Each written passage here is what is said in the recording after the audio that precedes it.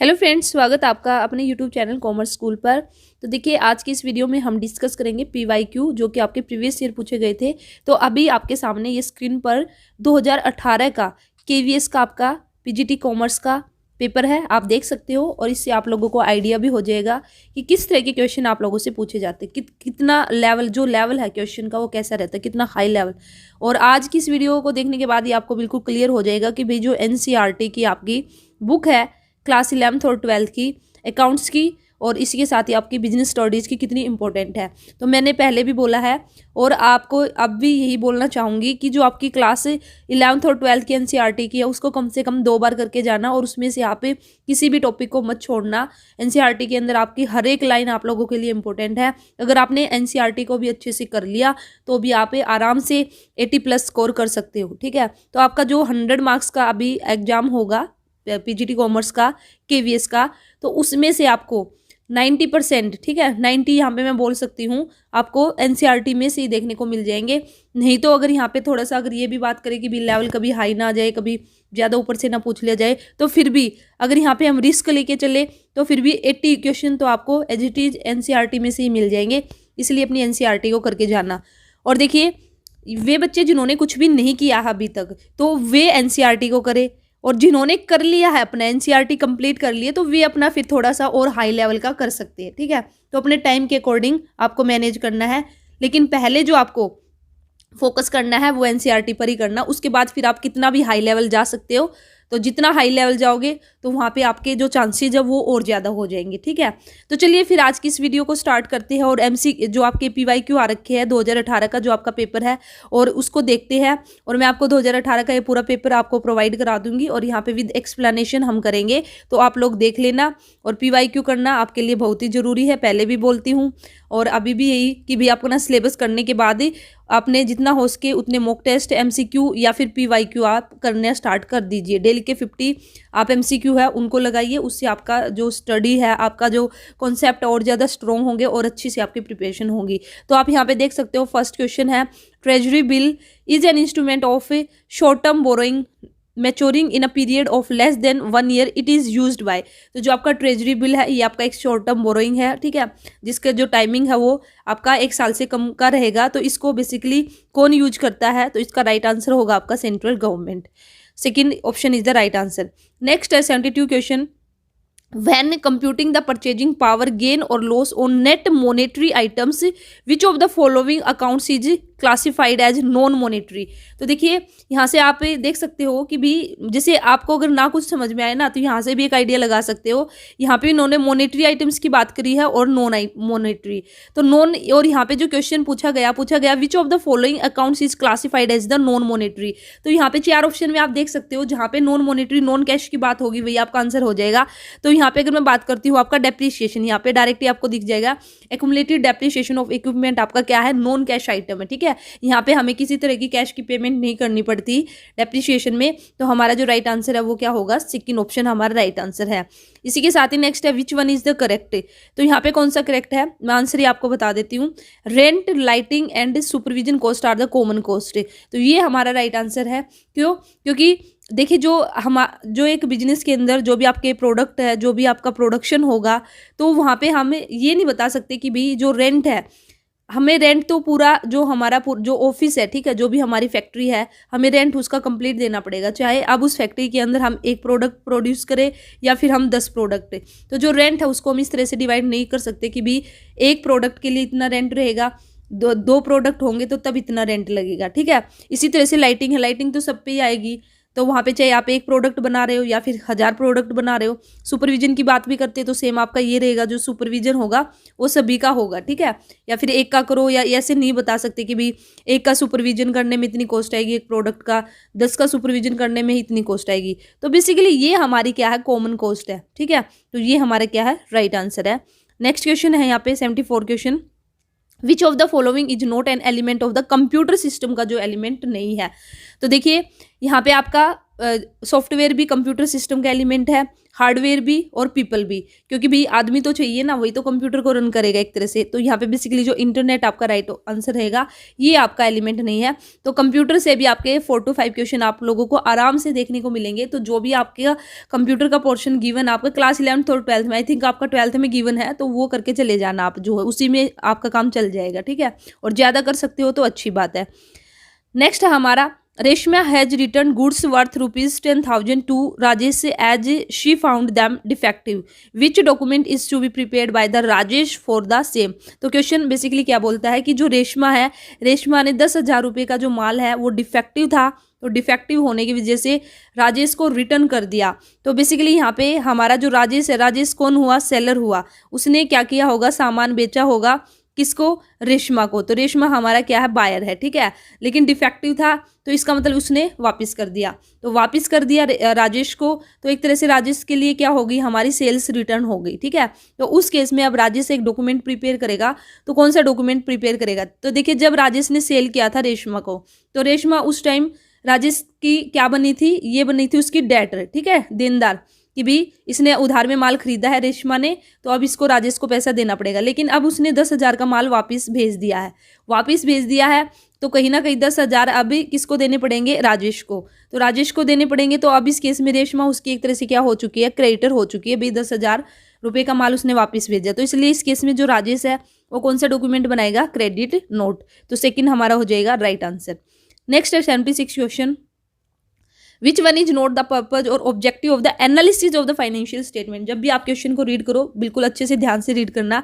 तो इस क्वेश्चन में बेसिकली क्या बोला गया है कि आपके नीचे यहाँ पे 4 ऑप्शन गिवन है, तो हमें बताना है कि भी इनमें से कौन सा ऑब्जेक्टिव नहीं है, किसका, एनालिसिस। एनालिसिस पर आप फोकस कीजिए, analysis of the financial statement. अगर हम फाइनेंशियल स्टेटमेंट का एनालिसिस करते हैं तो उसका बेसिकली हमारा ऑब्जेक्टिव क्या होगा। तो एनालिसिस का मतलब क्या है, to assess the current profitability, भी चेक करते हैं हम जो करंट प्रॉफिटेबिलिटी है, ऑपरेशन एफिशिएंसी ऑफ फर्म की, तो ये भी हमारा हो जाएगा। टू जज, वही जज करने वाली बात आ गई, इट मीन्स एनालिसिस आ गया, ठीक है। तो इसी के साथ ही आइडेंटिफाई करना भी, पहचान करना, तो यहाँ पे भी एक तरह से हम एनालिसिस करेंगे। लेकिन to show the financial position, यहाँ पे जस्ट हम शो कर रहे हैं, दिखा रहे हैं, ठीक है। तो ये हमारा शो करना है financial position through the balance sheet and the profitability through the profit and loss account is not analysis of a financial statement. तो राइट आंसर हो जाएगा हमारा ऑप्शन नंबर 3rd।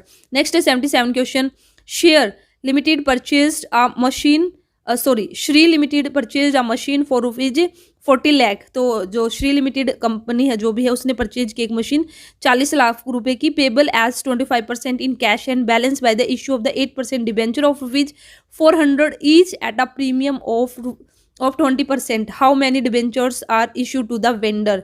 तो यहाँ पे बेसिकली क्या हुआ है, 40 लाख रुपए की मशीन खरीदी गई। तो 40 लाख रुपए की मशीन की में से आपका जो 25% है, ये तो कैश में पेमेंट कर दी। तो यहाँ पे अगर मैं 25% निकाल दूंगी 40 लाख का, ठीक है, तो ये बेसिकली हमारा कितना निकल के आएगा, 10 लाख, ठीक है, 10 लाख हमारा निकल के आएगा। तो इसका मतलब क्या हुआ, जो 10 लाख की तो कैश में पेमेंट कर दी है, और उसमें से जो 30 लाख है ना, अब 30 लाख बच गए ना, कितने बच गए, 10 लाख की पेमेंट करने के बाद 30 लाख रुपए। तो अब जो 30 लाख है उसके बदले क्या किया है, जो वेंडर को हमने डिबेंचर इशू किए हैं। तो देखिए डिबेंचर वैसे कितने का है, 400 का, लेकिन जो डिबेंचर इशू किए हैं वे 20% प्रीमियम पर। तो 400 का यहाँ पे मैं 20% निकालूंगी तो हो जाएगा 80। तो इट मीन्स एक डिबेंचर वैसे तो 400 का था, लेकिन हमने कितने में दे दिया, 480 में। तो यहाँ पे टोटल अब हमने कितने डिबेंचर इशू किए हैं, तो जो 30 लाख है इसको हम डिवाइड कर देंगे 480 से। तो जब हम इसको सोल्व करेंगे तो हमारा आंसर निकल के आएगा 6,250 डिबेंचर, ठीक है। तो ये आपको याद रखना है कि जब हम यहाँ पे बच्चे गलती करते हैं, जब हम डिवाइड करेंगे तो यहाँ पे हम लेंगे जो आपका डिबेंचर का जो फेस वैल्यू है, प्लस अगर हमने उसको प्रीमियम पर इशू किया है तो प्रीमियम भी हम उसको ऐड करके, और तब हम उस अमाउंट को डिवाइड करेंगे, ठीक है। तो ये हो जाएगा हमारा राइट आंसर। तो आप देख सकते हो अभी तक हमने 7 क्वेश्चन देख लिए हैं। तो लेवल आप देख सकते हो, और आप यहाँ से ये भी देख सकते हो कि भाई ये क्वेश्चन आपके कहाँ से आ रखे। तो सारे के सारे क्वेश्चन अभी तक जो हमने 7 क्वेश्चन किए हैं ये आपके एनसीईआरटी में से ही गिवन है, अगर आपने अच्छे से की है। तो नेक्स्ट क्वेश्चन देखिए, the industry which combine the various ingredients into a new product is known as. तो कौन सी कंपनी सॉरी वह इंडस्ट्री जो क्या करती है, अलग अलग एक प्रोडक्ट को बनाने के लिए आपके जो वेरियस इंग्रेडिएंट है उसको कंबाइन कर देती है, तो उसको हम बेसिकली बोलते हैं सिंथेटिकल इंडस्ट्री। ठीक है, तो इसमें आपको ध्यान रखना है कि भी इसमें हमारा एक ऐसा प्रोडक्ट बन के तैयार होगा, यहाँ पे हमने different different raw material use किया है, लेकिन जो डिफरेंट डिफरेंट रॉ मटेरियल हमने यूज किया उसको इस तरह से मिक्स किया, इस तरह से कंबाइन किया है कि भी हमारा एक न्यू प्रोडक्ट बन के आएगा, और उस न्यू प्रोडक्ट में फिर हमें पता नहीं चलेगा कि भी हमारे कौन कौन से हमने जो आइटम है मिक्स किया है। और इसी के साथ ही अगर मैं बात करती हूँ असेंबलिंग इंडस्ट्री की, तो यहाँ पे भी हमारे क्या होगा, डिफरेंट डिफरेंट इंग्रेडिएंट्स होंगे, लेकिन यहाँ पे उनको जो इस तरह से हम मिक्स नहीं करेंगे। यहाँ पे आपके अगर हम उनको सेपरेट करना चाहे तो बाद में सेपरेट भी कर सकते हैं। फॉर एग्जांपल जैसे मैं कार का एग्जांपल लेती हूँ, तो कार के अंदर जो हमने पहिए लगाए हैं, ठीक है, व्हील्स है, हमारे विंडो है, तो ये सब है जो भी है, ठीक है, डोर है, तो ये हमने ये डिफरेंट डिफरेंट इंग्रेडिएंट्स थे, रॉ मटेरियल था, इन सभी को कंबाइन करके मिला के हमने जो कार है उसको बनाया। लेकिन यहाँ पे बेसिकली हमारा क्या हुआ, इनको अब हम अलग कर सकते हैं जो ये पार्ट्स है, लेकिन सिंथेटिकल इंडस्ट्री के अंदर हम ऐसा नहीं कर सकते।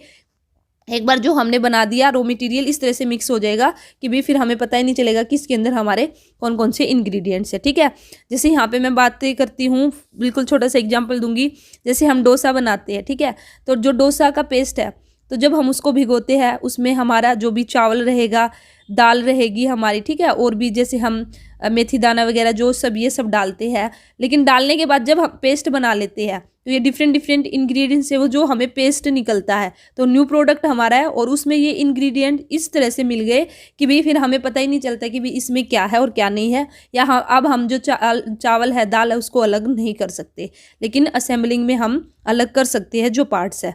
विच वन इज द करेक्ट, तो यहाँ पे हमें बताना कौन सा करेक्ट है। पर्सनैलिटी से रिगार्डिंग है यहाँ पे, पर्सनैलिटी नेवर चेंज, तो देखिए ऐसा तो नहीं है ना कि पर्सनैलिटी हमारी चेंज नहीं होगी, तो मैं राइट आंसर आपको बता देती हूँ, सेकंड ऑप्शन हमारा होगा right answer. Openness to the experience is a personality dimension that characterize someone in the terms of the imagination, sensitivity and the curiosity. ठीक है, तो अनुभव प्राप्त करने के लिए तैयार रहना व्यक्तित्व का वह आयाम है जो व्यक्ति की कल्पना, संवेदना और तथा जिज्ञासा की विशेषता बतलाता है। और यहाँ पे आप और जो आपके यहाँ पे ऑप्शन गिवन है, अगर आप उनको रीड आउट करोगे तो भी आपको करेक्ट नहीं लगेंगे। ठीक है, नेक्स्ट है हमारा question number 80। Anil endorse a bill of ₹10,000 in the favour of the Chinki. तो अनिल ने क्या किया, एक बिल है वो एंडोर्स कर दिया है, किसको, चिंकी को। This bill was drawn on the Vijendra, पर ये बिल ड्रॉ था। On due date the bill was honoured by the, Vijendra ने ऑनर्ड कर दिया, मीन्स पेमेंट उसकी कर दिया। On due date which account will be debited by the Vijendra in his book. तो देखिए बेसिकली जो विजेंद्र है, विजेंद्र पे के ऊपर बिल लिखा हुआ था, मीन्स विजेंद्र को पेमेंट करनी थी, तो विजेंद्र के लिए वो बिल क्या था, बीपी था। ठीक है, और अनिल ने क्या किया, अनिल के पास वो बिल था, अनिल को विजेंद्र से पेमेंट लेनी थी। वैसे इतना बताने की भी जरूरत नहीं है, फिर भी मैं आपको एक्सप्लेन कर देती हूँ। देखिए विजेंद्र से पैसे लेने थे अनिल ने, तो विजेंद्र के लिए वो बीपी था, तो अनिल के लिए था बीआर, और अनिल ने क्या किया, इस बीआर को आगे फर्दर आपका किसको दे दिया, चिंकी को दे दिया। लेकिन यहाँ पे क्वेश्चन में पूछा गया कि भी जो विजेंद्र है ना, उसने क्या किया, जब टाइम आया तो उस पर उसने इस बिल की पेमेंट कर दी। तो विजेंद्र के लिए तो ये बीपी है, अब चाहे पेमेंट अनिल ले, चाहे चिंकी ले, चाहे बैंक ले, कोई भी ले, ठीक है, तो विजेंद्र तो पेमेंट कर देगा, और उसका बीपी है, तो उस टाइम उसने क्या किया था, बीपी क्रेडिट हुआ था, तो अब जब पेमेंट करेगा तो वो क्या करेगा, बीपी को क्या करेगा, डेबिट, और एंट्री हो जाएगी हमारा BP account debit to cash. ठीक है, ये एंट्री कौन करेगा, विजेंद्र। तो इसलिए यहाँ पे इस क्वेश्चन के अंदर आपका इससे कोई फर्क नहीं पड़ता कि भाई किसको पेमेंट की है, यहाँ पे जो हमारा अकाउंट डेबिट होगा वो होगा हमारा बीपी अकाउंट। ठीक है, तो ये आंसर हमारा आ जाएगा इसका 80 का। तो 10 क्वेश्चन हमने कर लिए, और 10 के 10 क्वेश्चन यहाँ पे हमारे गिवन है, कहाँ से, आपके एनसीईआरटी से। अब मैं नेक्स्ट क्वेश्चन की अगर बात करती हूँ, तो नेक्स्ट देखिए 81। The first stock exchange in Asia वो सेटअप इन 1875। तो ये तो फैक्ट बेस्ड क्वेश्चन आपका, तो इसका राइट आंसर है मुंबई में आपका फर्स्ट स्टॉक एक्सचेंज सेटअप किया गया था। नेक्स्ट आपका 82। ओपनिंग स्टॉक आपका 85,000, परचेज है, ये सब का सब आपका गिवन है। इसके बाद देखिए क्वेश्चन में आपसे क्या पूछा गया है, find out the cost of the goods sold. ठीक है, कॉस्ट ऑफ गुड्स सोल्ड आपको निकालनी है। तो देखिए ये बिल्कुल बेसिक से मैंने आपको ये करा भी दी है ये टॉपिक, तो जहाँ पे मैंने आपको ग्रोस प्रॉफिट के regarding formula, operating profit, net profit, cost of goods sold, तो ये मैंने आपको बताया था। तो ये जरूर करके जाना, उससे एक फॉर्मूला पूछा जा सकता है। तो कॉस्ट ऑफ गुड्स सोल्ड निकालने का फॉर्मूला क्या है? देखिए, अगर हमारा ग्रोस प्रॉफिट गिवन है तो उस केस में तो हमारी जो कॉस्ट ऑफ गुड्स सोल्ड है वो कैसे निकलती है? सेल्स में से हम माइनस कर देते हैं जीपी, ग्रोस प्रॉफिट। लेकिन यहाँ पे ग्रोस प्रॉफिट हमारा नहीं गिवन है, तो उस केस में हमारा फॉर्मूला क्या रहता है? ओपनिंग स्टॉक, उसमें हम प्लस करेंगे परचेज, उसमें हम प्लस करेंगे जो भी हमारा डायरेक्टेड एक्सपेंसेस होगा वो डायरेक्ट एक्सपेंसेस, और जो क्लोजिंग स्टॉक होगा उसको हम कर देंगे माइनस, ठीक है। और इंटरेस्ट ऑन लोन हमारा इनडायरेक्ट एक्सपेंसेस है, तो इसको हम नहीं लेंगे। तो इन तीनों को ऐड कर लेना और उसमें से हम ओपनिंग स्टॉक है इसको माइनस कर देंगे, और फिर जो आपका आंसर आएगा वो देख लेना, ठीक है। तो ये यहाँ पे देख लेना इसका क्या आंसर निकलेगा। अभी मैं ऐड करूँगी तो थोड़ा टाइम लग जाएगा, तो आप खुद से कर लेना और मुझे बताना कि आपका 82 का क्या आंसर आया। मैंने बता दिया, ओपनिंग स्टॉक, परचेज, वेजिज, इन तीनों को ऐड करके उसमें से हम माइनस कर देंगे क्लोजिंग स्टॉक को, ठीक है। तो आंसर मुझे बताना कमेंट सेक्शन में, वेट करूंगी मैं। Dividend is usually paid on, 83 question है हमारा। Dividend is usually paid on, dividend है वो हम कौन सी कैपिटल देते हैं? देखिए, हमारी डिफरेंट टाइप्स ऑफ कैपिटल है, तो ये जरूर करके जाना। ऑथोराइज कैपिटल है, इशूड कैपिटल है, सब्सक्राइब्ड कैपिटल, पेड, और इनका मीनिंग भी जरूर करके जाना। तो यहाँ पे जो डिविडेंड दिया जाता है वो दिया जाता है आपकी पेड अप कैपिटल के ऊपर, ठीक है। नेक्स्ट है हमारा group of instruction that direct the computer is known as, तो फिर से आपका कंप्यूटर से रिलेटेड क्वेश्चन है, तो ये इसका आंसर हो जाएगा हमारा प्रोग्राम। हमारा क्या है? ग्रुप ऑफ इंस्ट्रक्शन है जो डायरेक्ट करता है कंप्यूटर को, ठीक है। इसके बाद हमारा नेक्स्ट क्वेश्चन है, ये भी देखिए कंप्यूटर बेस्ड क्वेश्चन हमारा। There are the some query types that are required for generating the accounting reports, which of the following is not a query type. तो क्वेरी टाइप कौन सी नहीं है? तो इसका जो राइट आंसर आपका डेटा क्वेरी, आपका कोई किसी तरह की आपका क्वेरी टाइप नहीं है, और सारे के आपके सही आंसर है, ठीक है। सिंपल क्वेरी भी है, ये आपको 12th की बुक में मिल जाएगा, वहां से कर लेना इसको। नेक्स्ट क्वेश्चन हमारा 86, तो ये देखिए, दिनेश सॉफ्टवेयर लिमिटेड फॉरफिटेड, यहाँ पे 200 शेयर उसका फॉरफीचर किया गया है, फॉरफिट किया गया है, जब्त किया गया 200 शेयर्स को। 100 रुपये का एक शेयर है और इन पर 60 रुपये कोल्ड अप थे। Issued at a par to Kareena on which she had paid 20 rupees per share. तो करीना थी, ठीक है, जिसको 200 शेयर दिए गए थे, तो उससे फिर 60 रुपये मंगाए, लेकिन वही बात, उसने भी पेमेंट नहीं की, सिर्फ 20 रुपये उसने पे किए, तो बाद में उसको फॉरफिट कर लिया गया। अब इन 200 शेयर में से आपके 150 शेयर है उनको री इशू किया गया, ठीक है। किसको? रजनी को। 4.45 पर शेयर एज ₹60 पेड। तो भी 60 रुपये का शेयर मानते हुए 45 रुपये में हमने रजनी को ये शेयर है इशू कर दिए हैं। तो अभी आपको क्या बताना है क्वेश्चन के अंदर? Amount to be transfer to the capital reserve के अंदर हम कितना अमाउंट ट्रांसफर करेंगे। तो देखिए इस क्वेश्चन को कैसे करेंगे। तो सबसे पहले हम देखेंगे कि भी जो हमने शेयर फॉरफिट किए हैं, तो फॉरफीचर अकाउंट के में हमारे कितना बैलेंस आएगा, ठीक है। तो जो पैसा हमें मिलता है वो फॉरफिट अकाउंट में जाता है। तो बेसिकली फॉरफीचर्स की हमारी एंट्री क्या होती है? हम करते हैं शेयर कैपिटल अकाउंट डेबिट, जो कोल्ड अप अमाउंट हमारा रहता है, ठीक है, उससे हम करते हैं। उसके बाद टू हमारा जिस पे हमारी कॉल नहीं आई है, जैसे फर्स्ट कॉल है, सेकंड कॉल है, और उसके बाद हमारा टू फॉरफीचर अकाउंट। फॉरफीचर में हमारा कौन सा अमाउंट आएगा? जो हमें मिला था, ठीक है, तो उसको हमने फॉरफिट कर लिया। तो बेसिकली यहाँ पे बात करती हूँ, तो जो करीना उसने सिर्फ 20 रुपये पर शेयर दिए है, तो इसका मतलब जो कंपनी है उसके पास 200 शेयर पे 20 रुपये के हिसाब से कितने आए? हमारे यहाँ पे 4000 रुपये हमारे फॉरफिट अकाउंट में आ चुके हैं, ठीक है। ये एक तरह से हमारे लिए फ़ायदा ही हो चुका, अभी 4000 रुपये हमें मिल चुके हैं। अब 4000 हमें जो मिले हैं ये 200 शेयर के ऊपर है, तो यहाँ पे हमने सिर्फ 150 शेयर हमने इशू किए हैं। तो 150 की अगर मैं बात करती तो 150 में यहाँ पे निकाल लूँगी, तो मेरे 150 के ऊपर कितना आएगा? मेरा यहाँ पे 3000 आएंगे, ठीक है। तो 150 अगर शेयर मैंने इशू किए तो 150 शेयर पर मुझे 3000 रुपये मिल चुके हैं।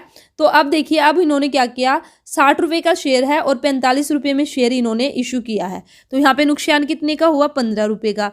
15 रुपये का नुकसान एक शेयर पे है, और हमने टोटल कितने शेयर इशू किए? 150 शेयर। तो 15 और यहाँ पे मल्टीप्लाई करूंगी तो ये आ जाएगा मेरा 225, 2250 रुपये का एक तरह से हमने डिस्काउंट पे शेयर इशू कर दिए हैं। तो ये जो हमने डिस्काउंट का जो हमें नुकसान हुआ है, ये हम जो फॉरफिट है वहीं से चार्ज करेंगे। तो 3000 का एक तरह से हमें फ़ायदा भी हो चुका जो हमने फॉरफिट किया था 150 शेयर पर। तो यहाँ पे इसको माइनस कर देंगे इसमें से, तो बाकी का हमारा जो अमाउंट है 750 रुपये आपका आएगा। ये हमारा कहाँ पे जाएगा? कैपिटल रिजर्व अकाउंट में, ठीक है। तो देखिए, जब हमने 150 शेयर को फॉरफिट किया तो हमें 3000 का फ़ायदा हुआ, और जब 150 शेयर को हमने क्या किया, री इशू किया, तो हमें 2250 का नुकसान हुआ। नुकसान किस वजह से हुआ, क्योंकि हमें डिस्काउंट देना पड़ा। तो अब जो ये नुकसान हुआ है 2250 का, ये कहाँ से कवर करेंगे, जो हमें 3000 का एक तरह से फायदा हो चुका था।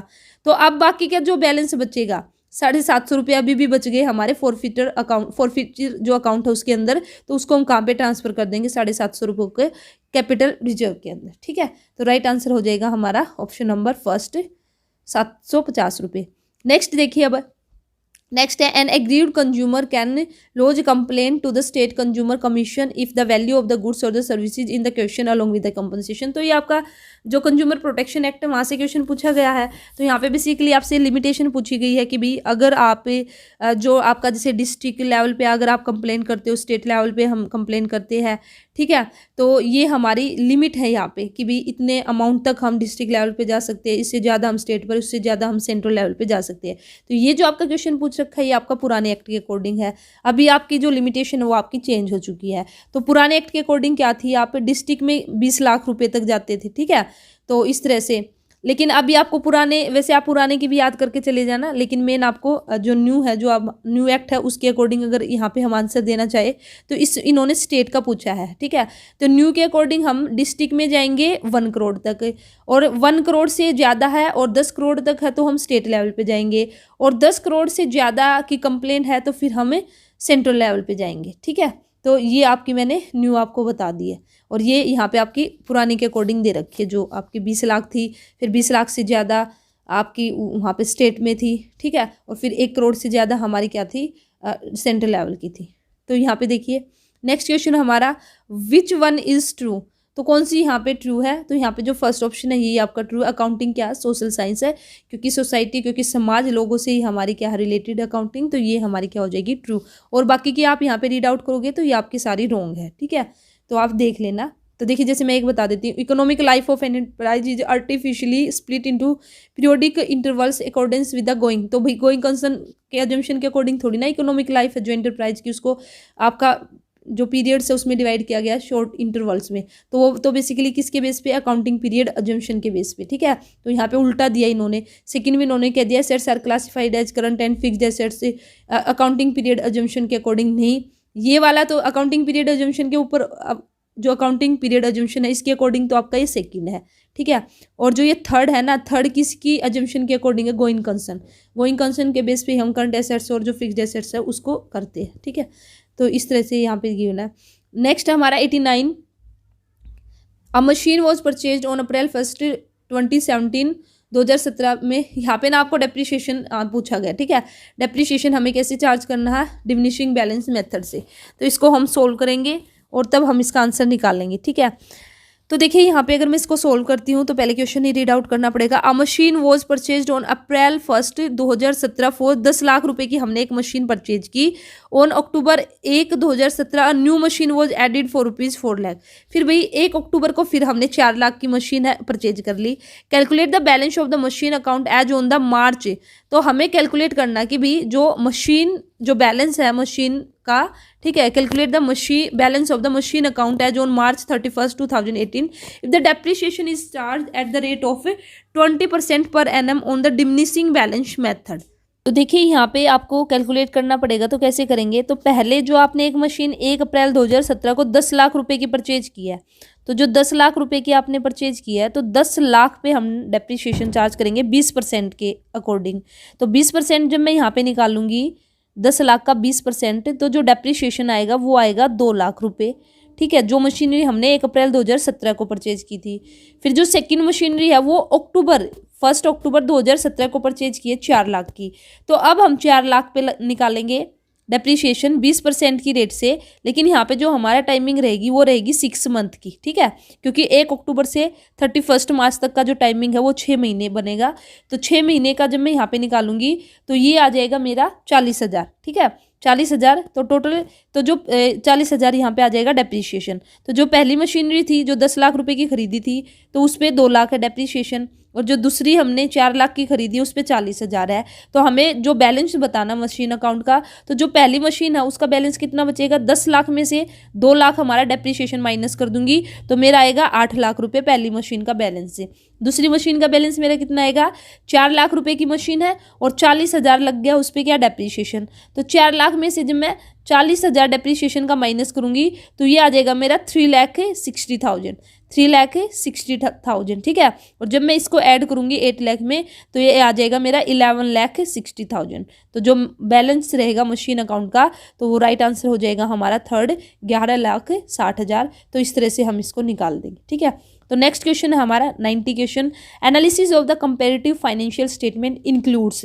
तो जो एनालिसिस है कंपैरेटिव हम फाइनेंशियल स्टेटमेंट का करते हैं तो ये बेसिकली हमारा, देखिए ये हमारे सारे ही एनालिसिस के हमारे टूल है, लेकिन जब हम कंपैरेटिव करते हैं तो वो है हमारा बेसिकली हॉरिजॉन्टल एनालिसिस। तो हॉरिजॉन्टल एनालिसिस को कंपैरेटिव क्यों बोला गया, इसमें हम कैसे करते हैं कि जैसे हमने एक तो 2021 की ले ली हमने आप जो फाइनेंशियल स्टेटमेंट है और 2022 की ले ली, तो यहाँ पे दोनों का हम एक साथ दिखाएंगे और यहाँ फिर कंपेयर करते चलेंगे कि भाई 2021 में हमारी इतनी सेल थी तो 2022 में इतनी है, 2021 में हमारी इतनी कॉस्ट आई 2022 में इतनी आई, 2021 में हमारा इतना प्रॉफिट आया 2022 में। तो ये हमारा क्या है, एक हॉरिजॉन्टल एनालिसिस हमारा बन रहा है और साथ के साथ हमारा क्या है, कंपैरेटिव भी हम कंपेयर करते चल रहे हैं, ठीक है। तो ये हो गए हमारे 90 क्वेश्चन। तो आज की वीडियो में हम करेंगे 90 तक और जो बाकी के क्वेश्चन हैं आपके नेक्स्ट वीडियो में मैं कराऊंगी। और आप मुझे कमेंट सेक्शन में बताना कि भाई आपको PYQ का सेकंड पार्ट चाहिए या फिर नहीं चाहिए, ठीक है। तो आप अपने जो PYQ है ज़रूर से ज़रूर करके जाना। ये 2018 का है, आप 2017 इससे पहले जो भी हुए कम से कम 4-5 साल के KVS के, इसी के साथ ही DT+B के और आपका NVS के है, जहाँ से भी आपको जो भी मिलते हैं PGT के जो PYQ है वे जरूर करके जाना, चाहे वे कोई स्टेट लेवल के हैं या फिर सबसे पहले तो कोशिश करना KVS की, DSSB और NVS की, ठीक है। अगर ये सारे के सारे PYQ आप लगा लो और उसके बाद भी टाइम बचे तो फिर आप स्टेट लेवल के भी कर सकते हो, जैसे आप स्टेट के भी PYQ कर सकते हो क्योंकि मोस्टली क्वेश्चन यहीं से आप लोगों को देखने को मिल जाएंगे और ऑलमोस्ट आपका जो सिलेबस है इन सभी का सेम रहता है और आपकी बहुत अच्छे से प्रैक्टिस हो जाएगी। तो अब मुझे कमेंट सेक्शन में बताना आपको नेक्स्ट पार्ट चाहिए या फिर नहीं चाहिए। तो चलिए फिर मिलते हैं नेक्स्ट वीडियो में। वीडियो अच्छी लगी तो लाइक करना, शेयर करना, जितना उसकी उतना शेयर कीजिए ताकि सभी कॉमर्स स्टूडेंट तक वीडियो पहुंचे। और आपका कोई भी डाउट है तो उसके लिए कमेंट कीजिए। Thank you.